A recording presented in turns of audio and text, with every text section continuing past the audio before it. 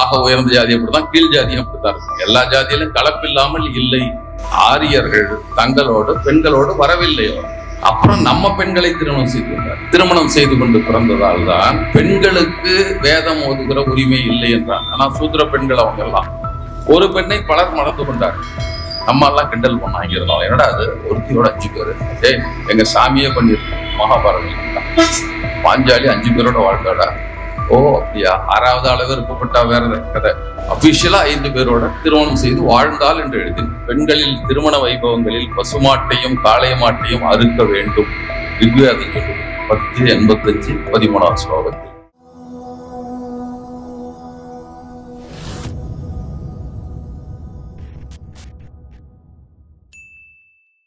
ஆரியர்கள் தங்களோடு பெண்களோடு வரவில்லையோ, வரவில்லைன்னா குறைந்த பெண்களோடு வந்திருக்க முடியும். மாவோனுடைய லாங் மார்ச்ல பாக்குறோம்ல, எத்தனை பேர் இறக்குறாங்க. மாவோனுடைய மனைவியே இறக்குறார். குழந்தை பேற்றில் நீண்ட தூரம் வரப்போது 100 ஆண்டுகளாக கடந்து வரப்போ குறைஞ்சிட்டே தானே வரும். உடனே வந்து நேரம் இங்க போந்துட்டான். அப்படி இல்லை, மெல்ல மெல்ல நகர்ந்து வந்தார்கள். சரி, வந்துட்டாங்க. சேர்ந்த போது அவர்களுக்கு போதிய பெண்கள் இல்லை, ஆண்கள் எண்ணிக்கை. அதுதான் அம்பேத்கர் வந்து தன்னுடைய கல்லூரி மாணவனாக செய்த ஆய்வில் சொல்லுவார். போதிய பெண்கள் இல்லை. ஒரு பெண்ணை பலர் மணந்து கொண்டார்கள். நம்ம எல்லாம் கிண்டல் பண்ணாங்க இருந்தாலும், என்னடா அது ஒருத்தியோட 5 பேரு, எங்க சாமியே பண்ணிருக்குது. மகாபாரதம் எழுதிட்டான். பாஞ்சாலி 5 பேரோட வாழ்ந்தாடா. ஓ அப்படியா, 6வது அளவு இருக்கப்பட்டா வேற கதை. அபிஷியலா 5 பேரோட திருமணம் செய்து வாழ்ந்தால் என்று எழுதினார். அப்புறம் நம்ம பெண்களை திருமணம் செய்து கொண்டார். நம்ம பெண்களை திருமணம் செஞ்சுட்டாங்க.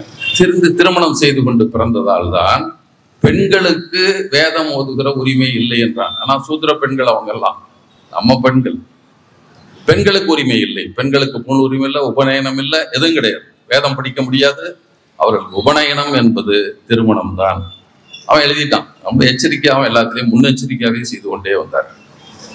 இப்படியெல்லாம் நடந்திருக்கு. அந்த ஆய்வில் சொல்லிவிட்டான். வந்திருக்கிறார்கள் 1500 கொஞ்சம் பேர் வந்திருக்கிறான். வடநாட்டில் 17.5% வந்து இருக்குது. வடநாட்டில் இருக்கவங்கள 17.5% பேரிடம் ஆரியத்தினுடைய அந்த தொடர்ச்சி இருக்கிறது என்பதை சொல்லுகிறார். அப்ப இப்ப போயிடுச்சு இல்ல, இன்னும் அதையே சொல்லிட்டே இருக்கான். அம்பேத்கர் ரொம்ப நாளைக்கு முந்தி சொன்னாருப்பா. பெரியார் சொல்லி இருக்கிறார். பெரியார் மரணதண்டனை ஒழிப்பு சொல்லியிருக்காரா? பெரியார் வந்து திருநங்கைகளை பற்றி பேசி இருக்கிறாரா? அவர்கள் அணுகுலை எதிர்ப்பு பேசி இருக்கிறார். பெரியார் மீத்தேன் எதிர்ப்பு பேசினாரா? அவர் காலத்தில் அந்த சிக்கல் இல்லை, அதை பற்றி யோசிக்கவில்லை அவர். ஏன்னா அப்ப இந்த சூழல் இல்லை, அதை பற்றிய விவாதங்கள் இல்லை. அப்ப அதே மாதிரிதான் இது. அவர் என்ன சொன்னார்னா, போற போக்குல சொல்றார், தென்னிந்தியாவில் இருக்கிற பார்ப்பனர்களும் திராவிடர்கள் தான், வட இந்தியாவில் இருக்கிற சமார்களும், அங்க இருக்கிற துப்புரவு தொழிலாளி மாதிரி அவர்களும் ஆரிய வழியில் வந்தவர்கள் தான். கலப்பில்லாமல் அதை அடுத்த வரியை விட்டுருவான். கலப்பில்லாமல் சுத்தமான யாருமே இல்லைன்னு எழுதிட்டான் சேர்த்து. நம்ம சோகால்ட மீசை முறுக்கிற பெரிய ஜாதியும் அப்படித்தான், ஆக உயர்ந்த ஜாதி அப்படிதான், கீழ் ஜாதியும் அப்படித்தான் இருக்கும். எல்லா ஜாதியிலும் கலப்பில்லாமல் இல்லை. சுத்த ரத்தனம் சொல்லிக்கிறதுக்கு அவன் சொன்னான்.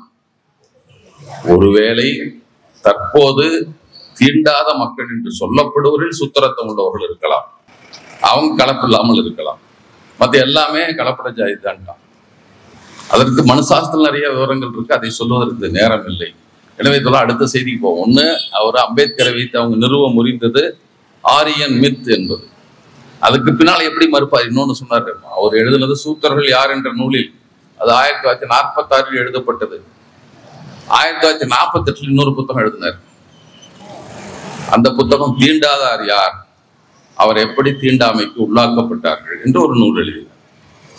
அந்த நூலில் அவர் எழுதினார், ஆரியர் வருகைக்கு முன்பு இந்தியா முழுதும் திராவிட தமிழ் பேசும் மக்கள் தான் வாழ்ந்தார்கள்.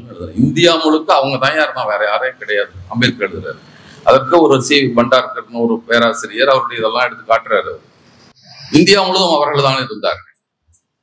மெல்ல மெல்ல ஆரியர்கள் வந்து அந்த மொழி கலப்பெல்லாம் ஏற்பட்டு அங்கிருந்த மக்கள் மொழி தூய்மையை இழந்து விட்டார்கள். மொழி முன்னமெல்லாம் கலப்பட மொழியா மாறிடுச்சு. ஆனால் தெற்கே இருந்தவர்கள் மொழி கலப்பு இல்லாமல் இருந்தார். அதற்கு பின்னாலே இப்போ வந்துருச்சுங்கிறது வேற. அவர் சொல்றார், ஏன்ஷியன் ஹிஸ்டரியில ஒரு ஆராய்ச்சியாளர் தான் பண்டர்கர். அவருடைய ஆய்வுல சில செய்திகளை சொல்லுகிறார். அப்ப சொல்றாரு, அதுல இருக்குது, வட இந்தியர்கள் தங்களை, வட இந்தியாவில் இருந்த திராவிடர்கள், பழந்தமிழ் மக்கள் தங்களை இனத்தின் பெயரால் நாகர்கள் என்று சொல்லிக் கொண்டார்கள். தெற்கே இருந்தவர்கள் மொழியின் பெயரால் தமிழர்கள் என்று சொன்னார்கள். தமிழர்கள் என்பது விரைவி திராவிடர்கள் என்று மாறிவிட்டது அம்பேத்கர். இப்ப ஆரியர் வருகைக்கு முன் இந்தியா முழுவதும் பேசப்பட்ட மொழினா ஆரியர் உள்ள வந்தானதான் அர்த்தம். 2 ஆண்டுக்கு முன்னாடி எழுத புத்தகத்தை எடுத்துக்க மாட்டான். அதுக்கு 46 எழுதான் ஒத்துக்குவேன், 48 நான் ஏற்றுக்கொள்ள மாட்டேன். இப்படி பித்தலாட்டம் பேசுறவங்க தான் அம்பேத்கரை தனித்தொகுதி முறையை ஏற்றுக்கொண்டார் என்று எழுதுகிறார். அது விருப்பம் படவில்லை என்று எழுதுகிறார். எப்படியெல்லாம் எழுதுறான் பாருங்க அம்பேத்கரை. ஏத்துக்கிட்டானா இதுதான் ஆச்சு. ஏடா அது அவங்களுடைய திராவிட கழக தலைவர் வீரமணி அவர்கள் சொல்லுவார்கள், யாரும் பெரியாரை பற்றி பேசவில்லையே என்று நாங்கள் ஏங்கிய காலம் உண்டு. ஐயோ இவர்களெல்லாம் பேசுகிறார்கள், அஞ்சிய காலத்தில் இப்போது இருக்கிறோம் என்று பெரியார் சொல்லுவார். ஆசிரியர் வீரமணி அவர்கள் சொல்லுவார். ஐயோ அதே வரை அம்பேத்கர் பேசலன்னு வருத்தம் இருந்தது. ஐயோ இவனுங்கெல்லாம் பேசிட்டாங்களேன்னு நமக்கு பயமா இருக்குது. எதையெல்லாம் மாத்தி சொல்ல போறானோ. ஏன்னா வரலாறை படைத்து விடுவார்கள். புதிய வரலாறு படைக்கலாம், அவங்க யாரும் அடிச்சுக்க முடியாது. அதுல மாட்டுக்கறி ஒன்று. ஒரு பிராமணன் வழிபாட்டின் போது தனக்கு கொடுக்கப்பட்ட இறைச்சியை உண்ண மறுத்தால் நரகம் செல்வான். வஸ்டர் சொல்றாரு. விருந்தினர் வந்தால் பசுமாட்டின் இறைச்சியை அளிப்போம் என்று அஷ்டாங்கிரி சாத்திரம் சொல்லுகிறது. மிக மிருதுவாகவும் சுவையாகவும் இருப்பதை பசுமாட்டு இறைச்சி இருப்பதால் பசுமாட்டு இறைச்சி உண்கிறேன்னு யஜ்ஞவல்லியர் தன்னுடைய சத்பத் பிரமாணத்தில் எழுதியிருக்கிறார். இதெல்லாம் அவங்கள் இருக்கிறது. இன்னொன்னு சொல்றான், பெண்களில் திருமண வைபவங்களில் பசுமாட்டையும் காளை மாட்டையும் அறுக்க வேண்டும். ரிக்வேதம் சொல்லுது 10:85 13ஆம் ஸ்லோகத்தில். இந்திரனுக்கு பிடித்த இறைச்சி பசு, பசுவின் கன்று, குதிரை, எருமை ஆகியவனை ஆகும். இதெல்லாம் சொல்லிட்டு அப்புறம் மனு சாஸ்திரத்திலே எழுதியிருக்கான். இப்ப அதுதான் அரசியல் சட்டமாக்கணுங்கிறான். அம்பேத்கரை ஆதரித்துக் கொண்டே மனு சாஸ்திரத்தை ஆக்குவானுங்களாம். பரோபகாரம் இடம் ஷரீரம் என்பது இந்து தர்ம சாஸ்திரத்தின் கூற்றாகும். அதாவது உடல் இறைவனால் கொடுக்கப்பட்டதே, பிறருக்கு உதவவே. அதன் அடிப்படையில் இறைச்சிக்குரிய மிருகங்களை மனிதர்கள் உண்ணுவது பாவம் இல்லை. உண்ணுபவர்களையும் உணவையும் பிரம்மனே படைத்தார். இது மனு சாஸ்திரனுடைய 5வது அத்தியாயத்தின் 30வது ஸ்லோகம். அறுத்து பலியிடும் இறைச்சியை உண்ணாதவன் 21 ஜென்மங்களுக்கு பலியிடும் விளக்காக உருவெடுப்பான். இதெல்லாம் சொல்லிட்டு அவன் பண்ண யாகம். ஏன்னா ஆரியர் வம்சத்தை பத்தி பேசுறான். இந்த சூத்திர பசங்களை பத்தி அவன் பேசவே இல்லை. அது முதல்ல ஞாபகம் வச்சுக்கணும். கோசவம் என்ற யாகம், பசு காளை மாடுகளை கொல்லும் யாகம், வாயவீத சுயபக வெள்ளை பசு மட்டும் கொள்றதுக்கு அது பேரு. சுவேதான்னு பேர் வச்சுக்காங்க, வெள்ளச்சின்னு அர்த்தம். சுவேக பசு, சுவேத பசு. சோப கரணம் கன்றுக்குட்டியை மட்டும் வெட்டுறது. அஷ்டதச பசு விதானம் 18 பசுக்களை கொல்லும் யாகம். ஏகாதீன சீன பசு விதானம் 11 பசுக்களை கொல்லுவது. எல்லாம் ஒவ்வொன்னா எல்லாத்தையும் எத்தனை சொல்லி தொலைகிறது. கவிய பசு விதானம், ஆதித்ய தேவ பசு, இதெல்லாமே மாட்டை அறுக்கிற யாகங்கள். அம்பேத்கர் தான் எழுதியிருக்காரு. நீ அம்பேத்கரை ஏத்துக்கிறல்ல, அம்பேத்கர் எழுதுறாரு, இவெல்லாம் கறித்தின்ட்டு இருந்த பசங்க மாமிசத்திற்காக விலங்குகளை கொல்லக்கூடாது என்பது புத்தர் வந்த பின்னால் அதை நிறுவுறாரு. ஏன்னா வேதங்களுக்கு எதிராக இருந்தவர், சாஸ்திரங்களுக்கு எதிராக இருந்தவர், மிக ஆழமான இந்த புரிதல்களை 2000 ஆண்டுகளுக்கு வச்சிருந்த ஒரு பெரிய அறிஞர் அவர். அவரு வேதத்தை இதையெல்லாம் எதிர்த்தார்.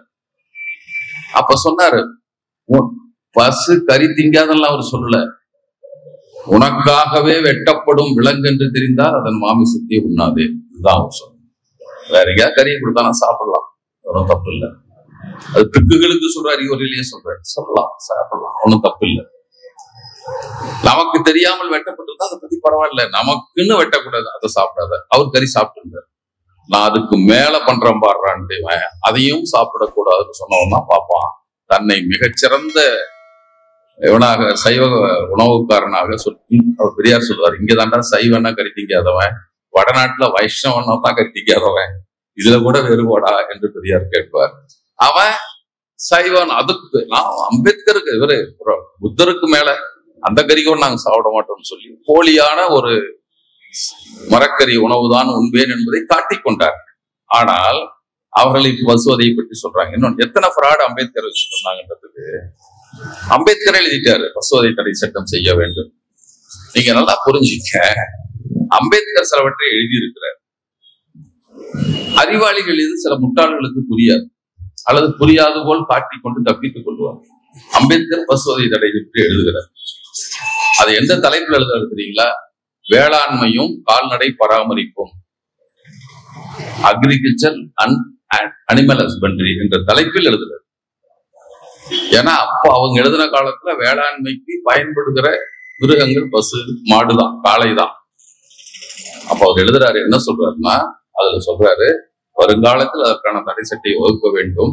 எதுன்னா 2 மில்ச் கவ், பால் கொடுக்கிற மாட்டு கன்றுக்குட்டி, பாரம் இழுக்கிற டிராட் அனிமல்ஸ், அது பாரம் இழுக்கிற 2 மிருகங்கள் இருக்கு. ஒண்ணு மவுண்ட் அனிமல்ஸ், குதிரையெல்லாம் ஏறிட்டு போறது, இது இழுக்கிறது டிராட் அனிமல்ஸ். இவங்கள வெட்டக்கூடாதுங்கிறான். எந்த மடையினா வெட்ட மாட்டான். பால் கொடுக்குற மாட்டை வேணா வெட்டுவானுங்களா? கண்ணுக்குட்டி வேணா வெட்டுவானா? நல்ல பாரம் இழுக்கிற மாட்டை வேணா வெட்டுவானா? அதை விட்டுட்டு அதை வெட்டக்கூடாதுன்னு ஒரு சட்டம் கொண்டு வரணுங்கிறாரு.